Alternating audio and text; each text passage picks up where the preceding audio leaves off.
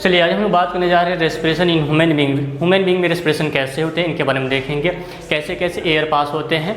चलिए देखिए, हम लोग रेस्पिरेशन के बारे में देख चुके हैं, पिछले पार्ट में देख चुके हैं रेस्पिरेशन किसे कहते हैं, रेस्पिरेशन कितने टाइप के होते हैं। सीबीएसई क्लास 10th का respiration in human being topic. Okay चलिए, तो रेस्पिरेशन, चलो इससे पहले बता देते हैं कि देखो रेस्पिरेटरी ऑर्गन जो मनुष्य का होता है, ह्यूमन बीइंग में जो रेस्पिरेटरी ऑर्गन होता है जिससे सांस लेते हैं, रेस्पिरेशन करते हैं, उस रेस्पिरेटरी ऑर्गन का नाम क्या, नोज है? नहीं, नोज नहीं होता है, लंग्स होता है। ह्यूमन बीइंग में रेस्पिरेटरी ऑर्गन क्या है, लंग्स है। तो चलिए इनके बारे में देखते हैं। ऑक्सीजन, देखो हमारे एटमॉस्फेयर में जो ऑक्सीजन की मात्रा हम जानते हैं, ऑक्सीजन कितना 21% है, कंपोजिशन रेशियो नाइट्रोजन 78% है। तो यानी कि जिसमें ऑक्सीजन की मात्रा ज़्यादा होता है, ऑक्सीजन रिच एयर हम लोग बॉडी के अंदर लेते हैं। किसके द्वारा लेते हैं? नोज के द्वारा लेते हैं। ठीक है, नोज के द्वारा लेते हैं। उसके बाद क्या होता है, हमारे नोज में जो होता है ना, बाल होता है, बहुत ही छोटे छोटे पतले पतले बाल होते हैं। वो बाल का काम क्या होता है, जो कहते हैं कि आप देखो एटमॉस्फेयर में बहुत सारे धूल पार्टिकल है, गंदगी है, तो जब ऑक्सीजन हमारे नाकों से पास होता है तो नाक में जो पतले पतले बाल होते हैं, फाइन हेयर प्रेजेंट होते हैं हमारे नोज में, वो क्या करते हैं, उसको एयर को फिल्टर करने का काम करता है। क्या करता है? फिल्टर करने का काम करता है, छानता है और प्योर ऑक्सीजन को हमारे लंग्स तक जाने देता है। ओके, तो बालों कहते हैं, नाक में जो बाल, उनका काम क्या होता है, जो भी कहते हैं एटमॉस्फेयर में डस्ट पार्टिकल ऑक्सीजन एयर के साथ जाता है, उनको फिल्टर करने का काम करता है। ओके चलिए, नाक में चला गया आपका ऑक्सीजन, कहाँ चला गया, नाक तक हो गया। नाक से क्या होता है कि आपका एयर जो होता है फेरिंग्स, ठीक है, फेरिंग्स से होते हुए लैरिंग्स में जाता है। लैरिंग्स को ही वॉइस बॉक्स कहा जाता है। लैरिंग्स से ट्रैकिया में जाता है। ठीक है, ये जो है ट्रैकिया है, ट्रैकिया से ब्रोंक्यूल्स में, ठीक है, ब्रोंक्यूल से लंग्स में जाता है। इनका हम लोग डायग्राम से देखेंगे पूरा क्या होता है, ब्रोंक्यूल्स कैसे कैसे एयर पास होते हैं। चलिए, लंग्स में अब चला गया क्या चीज़, एयर, ऑक्सीजन लंग्स में चला गया। जब लंग्स में जाता है तो एयर जो होता है आपको छोटे छोटे ट्यूब में, छोटे छोटे ट्यूब में बट जाते हैं। उसका पहुँचते पहुँचते फाइनली जो होता है हमारे लंग्स में, वो कहाँ पहुँचता है ऑक्सीजन, वो एल्वियोलाई में ऑक्सीजन फाइनली पहुँच जाता है। और एल्वियोलाई कहाँ होता है, हमारे लंग्स में होते हैं। ओके चलिए, एल्वियोलाई क्या होता है, एल्वियोलाई जो होता है एक बैलून लाइक स्ट्रक्चर होता है। बैलून लाइक स्ट्रक्चर होता है जहाँ गैस का एक्सचेंज होता है। पूछ दिया जाता है कि गैस का एक्सचेंज मनुष्यों में कहाँ होता है, तो एल्वियोलाई में होता है। और एल्वियोलाई कहाँ पाया जाता है, लंग्स में पाया जाता है। ओके, गैस का एक्सचेंज कहाँ होता है, एल्वियोलाई में होता है। इसे वायुकोश भी कहा जाता है हिंदी में। ओके चलिए, it is a balloon like structure which provide surface area for exchange of gases. एक बैलून लाइक स्ट्रक्चर होता है जो गैस के एक्सचेंज के लिए स्पेस देता है, सरफेस एरिया को इंक्रीज करने का काम करता है। इसलिए जब हम लोग सांस लेते हैं तो क्या होता है, हमारा डायफ्राम फुल जाता है बाहर की ओर।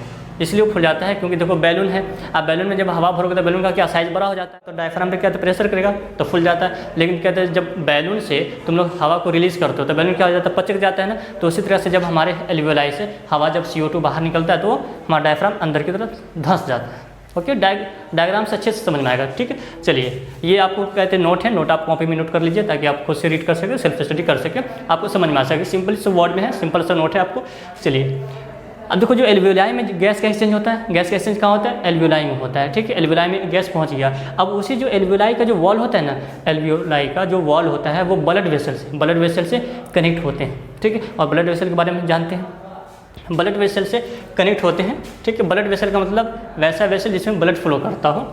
चलिए अब देखो, वहाँ जो होता है ना, ब्लड वेसल रहता है, एल्वियोलाई से कनेक्ट रहता है, उसका जो ऑक्सीजन एल्वियोलाई में रहता है उसको क्या करता है, हीमोग्लोबिन एल्वियोलाई से खींच लेता है। क्या करता है, हीमोग्लोबिन एल्वियोलाई में जो ऑक्सीजन रहता है, ठीक है, और ब्लड वेसल में क्या रहता है, हीमोग्लोबिन के कारण ही कोई ब्लड क्या होता है, लाल दिखता है आपको। ठीक है, आयरन पिगमेंट है, रेड पिगमेंट है ये।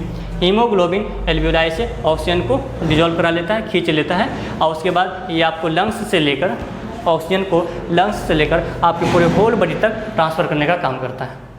ठीक है, एल्वियोलाई में गैस गया था ऑक्सीजन से, एल्वियोलाई से हीमोग्लोबिन क्या करता है, ब्लड वेसल कनेक्ट रहते हैं, ब्लड वेसल में हीमोग्लोबिन होते हैं, हीमोग्लोबिन क्या करते हैं, एल्वियोलाई से ऑक्सीजन को कैरी कर लेते हैं और पूरे होल बॉडी के सेल तक पहुंचाने का काम करता है। इस तरीके से आपके बॉडी में ऑक्सीजन का ट्रांसपोर्ट होता है। क्लियर, चलिए उसका देखो, पूरे बॉडी में ऑक्सीजन तो बन गया, ट्रांसपोर्ट हो गया। अब क्या हुआ कि आपके बॉडी में जो भी चीज़ कहते हैं कि अब O2 गया तो CO2 बनेगा ना, तो आपके बॉडी से जो भी कहते हैं कि CO2 बनता है ना, तो कार्बन डाइऑक्साइड बनता है। कार्बन डाइऑक्साइड को क्या करता है कि ब्लड वेसल लाता है और किसको दे देता है, एल्वियोलाई को दे देता है। ठीक है, पूरे ब्लड से कार्बन डाइऑक्साइड को लाकर एल्वियोलाई को दे देता है। एल्वियोलाई फिर किसको देता है, जस्ट उल्टा कर दो, एल्विलाई को लाता है, एल्विलाई को फिर लंग्स में, लंग्स क्या आते हैं ब्रोंक्यूल्स, ब्रोंक्यूल ट्रैकिया, ट्रैकिया लैरिंग्स, लैरिंग्स से क्या आते हैं फेरिंग्स, और फेरिंग्स से होते हुए फिर नोज से आपको क्या होता है रिलीज आउट होता है एटमॉस्फेयर में। ओके, तो इस टाइप से रेस्पिरेशन इन ह्यूमन बीइंग होता है। ये था स्टेटमेंट। चलिए अब हम फिगर से समझते हैं इनके बारे में। ओके, चलिए अब हम लोग डायग्राम से समझ लेते हैं कि रेस्पिरेशन इन ह्यूमन बीइंग में कैसे होता है इनके बारे में। ओके, तो चलिए लंग्स का डायग्राम देख लेते हैं। ये है आपको लंग्स का डायग्राम। कितने लंग्स? 2 लंग्स। ओके, ये लंग्स के डायग्राम है। चलिए देखिए, ये है लैरिंग्स है। देखिए यहाँ ये हमारे हम पढ़ चुके हैं कि ऑक्सीजन रिच एयर जो होता है हमारे नाक से आते हैं, नाक में बाल होते हैं, वो हवा को प्योर करता है, फिल्टर करता है। फिल्टर करने के बाद क्या होता है कि हमारे फेरिंग्स में आता है, फेरिंग्स के बाद क्या होता है लैरिंग्स में। ठीक है, लैरिंग्स को कहते हैं वॉइस बॉक्स कहते हैं। लैरिंग्स के बाद इसको जो कहते हैं ना, देखो ये जहाँ रिंग लाइक स्ट्रक्चर होगा आपको गर्दन के पास, इसको कहते हैं ट्रैकिया। क्या कहते हैं? ट्रैकिया। ये जो रिंग लाइक स्ट्रक्चर नज़र आ रहा है ना, ये जो रिंग लाइक स्ट्रक्चर नज़र आ रहा है, ये जो होता है कार्टिलेज हड्डी का बना होता है। क्या होता है? Ring of cartilage. ये जो रिंग दिखाई दे रहा है ना आपको, ये कार्टिलेज हड्डी का, कार्टिलेज बोन का बना होता है। इनको ट्रैकिया कहते हैं। ठीक है, हवा इस ट्रैकिया से पास होते होते होते होते यहाँ आता है। अब देखो यहाँ हवा आया तो 2 ब्रोंकस है। कितना ब्रोंकस? 2। ठीक, एक सिंगल को ब्रोंकस कहा जाता है और ज़्यादा को ब्रोंक्यूल्स कहा जाता है। सिंगुलर है, ब्रोंकस जो होता है सिंगुलर होता है, और जब 2 में बढ़ गया, 2 से ज़्यादा बढ़ गया तो उसे ब्रोंक्यूल्स कहा जाता है। ओके, हाँ, तो देखिए यहाँ तक आया, एयर यहाँ पहुँच गया। अब ये जो होता है ना, एयर डिवाइड हो जाता है। ठीक है, ब्रोंक्यूल्स में डिवाइड हो जाता है, लेफ्ट राइट में डिवाइड हो जाता है। अब देखो कुछ एयर इधर चला जाता है, कुछ एयर इधर जाता है। ओके, लंग्स में जाने के बाद देखो ये जो देखो ये पूरा का पूरा क्या है, गैप है। अब देखो हवा आया, ठीक है, ऑक्सीजन आता है। अब देखो ऑक्सीजन आया यहाँ पे, कहते हैं कि सब तरफ फैल गया, यहाँ फैल गया, यहाँ फैल गया, इधर गया, इधर गया। ठीक है, इधर इधर ऑक्सीजन सब में गया, सब में ऑक्सीजन गया। फिर इधर भी कुछ ऑक्सीजन आया, यहाँ से गया था ऑक्सीजन, यहाँ भी गया। फिर क्या था, इधर कुछ फैल गया, कुछ इधर गया, कुछ इधर गया। आपको सब में ऑक्सीजन क्या हो गया, डिस्ट्रीब्यूट हो गया। ठीक है, डिस्ट्रीब्यूट हो गया ऑक्सीजन। अब देखो क्या होता है कि आपको देखो हवा आया था लैरिंग्स से ट्रैकिया, ट्रैकिया से होता है ब्रोंकस, ब्रोंकस के बाद क्या होता है ब्रोंक्यूल्स में डिवाइड होता है। देखिए ये जो छोटा छोटा है ना आपको, ये जो लाइनिंग सब नज़र आ रहा है, यही जो है ब्रोंक्यूल्स है। क्या है? ब्रोंक्यूल्स। ठीक है, ये सब जो है ब्रोंक्यूल्स है। ओके, इसी को ब्रोंक्यूल्स कहा जाता है। ये सारे सारे छोटे छोटे क्या चीज़ें ब्रोंक्यूल्स है। तो हवा जो होता है ब्रोंकस से ब्रोंक्यूल्स में क्या हो जाता है, डिवाइड हो जाता है। डिवाइड होने के बाद क्या होता है कि हवा कहाँ जाएगा बताओ? हवा जो होता है ना, ये जो लाल लाल स्ट्रक्चर दिखाई दे रहा है ना, गोल गोल जैसा दिखाई दे रहा है आपको, यही है एल्वियोलाई। क्या है? एल्वियोलाई होता है। हवा जो होता है ब्रोंकस से ब्रोंक्यूल्स से होने के बाद क्या होता है, एल्वियोलाई में जाता है। इसी में ऑक्सीजन जाता है। जैसे अंगूर का गुच्छा होता है ना, अंगूर का गुच्छा, ठीक है, हाँ, बंचेज ऑफ ग्रेप्स, अंगूर का जो गुच्छा होता है उसी टाइप से कहते हैं एल्वियोलाई हमारे कहते हैं कि ब्रोंक्यूल से जुटा रहता है, लटका रहता है। ठीक है, जुटा रहता है। अब जैसे इसमें जाता है एल्वियोलाई क्या होता है, एक बैलून के जैसा स्ट्रक्चर होता है। ठीक है, बैलून के जैसा स्ट्रक्चर इनका होता है। जब बैलून में जैसे यहाँ हवा जाता है तो ये एल्वियोलाई क्या होता है, खुल जाता है। इनका साइज क्या हो जाता है, फुल जाता है। ठीक है, क्या हो जाता है, फुल जाता है। ये था फुल गया, फुल जाता है। जब फूलेगा तो बताओ साइज़ तो बड़ा हो जाएगा। तो साइज़ जब बड़ा होता है तो क्या होता है कि यहाँ पे क्या होता है कि हमारा डायफ्राम क्या होता है, फुल जाता है। डायफ्राम बाहर की तरफ देखो, फुल गया ना, छोड़ा तो पजक जाता है। ठीक है, तो इसलिए फुल जाता है क्योंकि यहाँ पे जो एल्वियोलाई में जब एयर जाता है, ऑक्सीजन जाता है, तो ये एल्वियोलाई क्या होता है, फुल जाता है। यहीं पे गैस का एक्सचेंज होता है। और इसी जगह जो होता है ना आपको, इसी एल्वियोलाई के वॉल से ब्लड वेसल से जुटे रहते हैं, पतले पतले पतले पतले ब्लड वेसल होते हैं। ठीक है, और इसमें इसी जगह क्या करते हैं, एल्वियोलाई से जुटे रहते हैं। एल्वियोलाई से कहते हैं कि ब्लड वेसल हीमोग्लोबिन के द्वारा ऑक्सीजन को कैरी कर लेता है। ठीक है, खींच लेता है और ऑक्सीजन को कैरी करके आपके पूरे बॉडी तक पहुँचाने का काम करता है। ओके, और उसके बाद क्या होता है कि फिर जब कहते हैं कि पूरे ब्लड में आपको जो CO2 carbon dioxide gas produce होता है, उसको फिर कहते हैं कि ब्लड वेसल लाता है। ब्लड वेसल किसको देता है, एल्वियोलाई को दे देता है। एल्वियोलाई किसको देता है, ब्रोंकस को देता है। ब्रोंकस किसको देता है, ब्रोंक्यूल्स किसको देता है, ब्रोंकस को। ब्रोंकस किसको देता है, ट्रैकिया को। ट्रैकिया किसको देता है, लैरिंक्स को। लैरिंक्स किसको देता है, फेरिंक्स को। फेरिंक्स देता है नोज को। नोज से बाहर आपको एटमॉस्फेयर में रिलीज आउट कर देते हैं। क्लियर, समझ में आ गया, कोई दिक्कत नहीं ना। तो इस तरीक़ा से हमें क्या होता है, रेस्पिरेशन इन ह्यूमन बीइंग होता है। क्लियर, चलो समझ में आ गया होगा सभी को। चलो अब देखो, वेट जो होता है ना, हमारे लंग्स का जो वेट होता है लगभग जो 2 साल में जो होता है ना, 2 साल में जब बच्चे जन्म होते हैं तो 2 साल में लगभग लंग्स कंप्लीट हो जाता है। कम्प्लीटली एल्वोलाई 2 साल में बच्चे में हो जाता है। और उनका जो वेट होता है लगभग 170 ग्राम 170 ग्राम होता है। बच्चे जो 2 साल के होते हैं उनके लंग्स का जो वेट होता है लगभग 170 ग्राम होता है। और एक एडल्ट आदमी, एक जवान आदमी जो होते हैं उनमें जो कहते हैं कि आपको लंग्स का जो वेट होता है वो लगभग 1000 ग्राम होता है। कितना होता है? 1000 ग्राम होते हैं। ओके, लंग्स की वॉल्यूम की बात करते हैं। लंग्स का जो वॉल्यूम होता है यानी कि कैपेसिटी, ठीक है, कितना होता है? 200 ml। बच्चे में जो होता है लंग्स की कैपेसिटी कितनी होती है? 250 ml होता है। और जबकि एक एडल्ट में होते हैं 6000 ml कैपेसिटी होते हैं लंग्स के।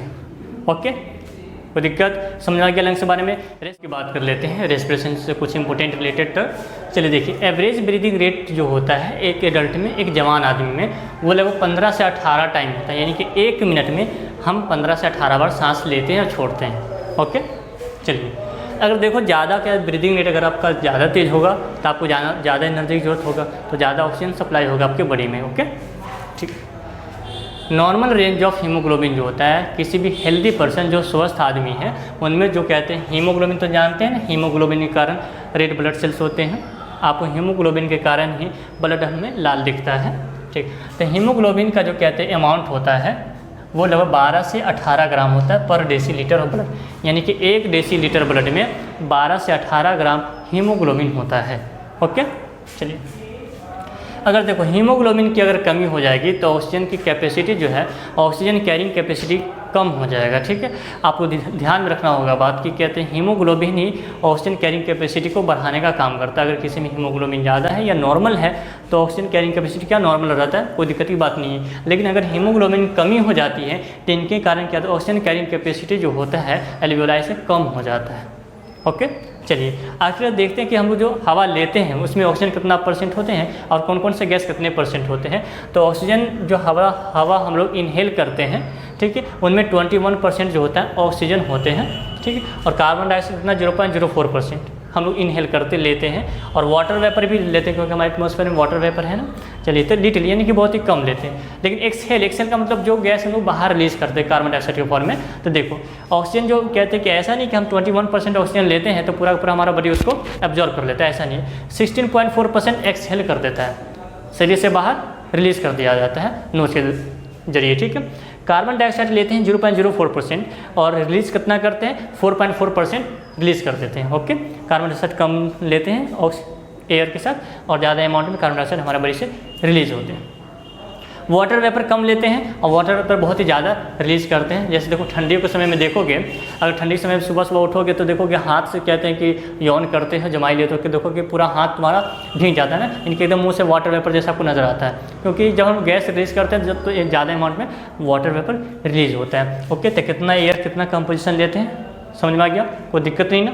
ठीक, चलिए इसके बारे में हम लोग देख लिए रेस्पिरेशन इन ह्यूमन बीइंग में, कोई दिक्कत नहीं ना किसी को भी, चलो समझ में आ गया। अब हम बात करते हैं रेस्पिरेशन इन प्लांट में। प्लांट में रेस्पिरेशन कैसे होते हैं, हम लोग रेस्पिरेशन इन फिश भी देखेंगे, रेस्पिरेशन इन अमीबा भी देखेंगे, पूरा डिटेल से देखेंगे ब्रीदिंग और रेस्पिरेशन में क्या डिफरेंस है। ओके, चलिए तो नेक्स्ट टॉपिक हमारा है चलिए रेस्पिरेशन इन ह्यूमन बीइंग हम लोग ने देख लिया कैसे होता है नहीं होता है। अब हम बात करते हैं रेस्पिरेशन इन प्लांट के बारे में। रेस्पिरेशन इन प्लांट कैसे होता है, अब देखो जानते हो क्या रेस्पिरेशन, क्या पेड़ पौधे में क्या कोई स्पेशल रेस्पिरेटरी ऑर्गन है क्या पेड़ पौधे के पास? तो अगर आप सोच रहे हैं पत्ती है तो गलत सोच रहे हैं, रेस्पिरेटरी ऑर्गन होता ही नहीं है पेड़ पौधे में। ओके, रेस्पिरेटरी ऑर्गन जैसे मनुष्य में लंग्स होते हैं उस तरह से पेड़ पौधे में रेस्पिरेटरी ऑर्गन स्पेशल नहीं होते। तो फिर ये सांस कैसे लेते हैं, रेस्पिरेशन कैसे करते हैं, इनके बारे में हम लोग देखते हैं। चलिए रेस्पिरेशन को क्या कहते हैं कि पेड़ पौधे जो करते हैं गैस का एक्सचेंज करते हैं वो डिफ्यूजन प्रोसेस है। किस प्रोसेस से करते हैं याद रखिएगा, पेड़ पौधे जो गैस का एक्सचेंज करते हैं वो डिफ्यूजन प्रोसेस से करते हैं। लेकिन किससे करते चलिए, पत्तियों में जो गैस का एक्सचेंज होता है ना, पेड़ पौधे की जो पत्तियों में गैस का एक्सचेंज होता है वो स्टोमाटा के द्वारा होता है। किसके द्वारा? स्टोमाटा के द्वारा। आप जानते हैं कि tiny pores are present on the surface of the leaf that is called the stomata. पत्तियों के छोटे छोटे पोर पाए जाते हैं जिसको हिंदी में मात्रन कहते हैं, उसी को स्टोमाटा कहते हैं। उसी पत्तियों में जो होता है गैस का एक्सचेंज होते हैं पेड़ पौधे में किसके द्वारा होता है? स्टोमाटा के द्वारा होता है। अब स्टेम की बात करते हैं। चलिए पत्तियों में तो हो गया, स्टेम में किससे सांस लेगा? पेड़ पौधे के पत्तियों में जो कहते हैं रेस्पिरेशन होते हैं लेंटिसेल्स के द्वारा रेस्पिरेशन किए जाते हैं पेड़ पौधे में। ठीक है, गैस के एक्सचेंज जो होते हैं पेड़ पौधे में लेंटिसेल के द्वारा होता है स्टेम में, और पत्तियों में किसके द्वारा होता है? आपके स्टोमाटा के द्वारा होता है। क्लियर?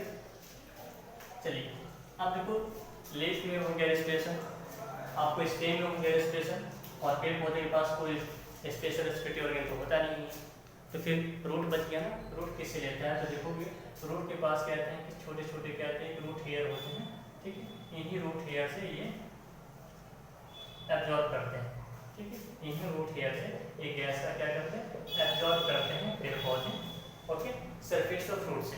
क्लियर? तो समझ में आ गया कि पेड़ पौधे कैसे कैसे सांस लेते हैं। ठीक, अब देखो क्या करता है कि पेड़ पौधे जो रेस्पिरेशन करते हैं ना, तो एक चीज़ याद रखोगे, पेड़ पौधे रेस्पिरेशन में भी क्या चीज़ लेते हैं, ऑक्सीजन ही लेते हैं, कार्बन डाइऑक्साइड नहीं लेते हैं।